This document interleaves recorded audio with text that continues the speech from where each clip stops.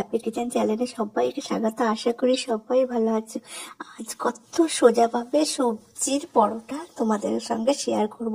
এখানে আমি একটা আস্ত গাজর নিয়েছি, একটা আলু নিয়েছি, সেটাকে কোড়া মেশিন দিয়ে ছোট ছোট করে কুড়ে নিয়েছি। তারপর নুন দিয়েছি, মরিচের গুঁড়ো দিয়েছি এক চামচ ধনের গুঁড়ো দিয়ে, 1 চামচ ময়দা ও 1 চামচ চালের গুঁড়ো দিয়ে এইভাবে মেখে কড়ায় সাদা তেল দিয়ে তারপর এইভাবে দিয়ে এটাকে পুরো রুটির মতো করে উল্টে দিলে একদম সোজাভাবে গাজর ও আলুর পরোটা।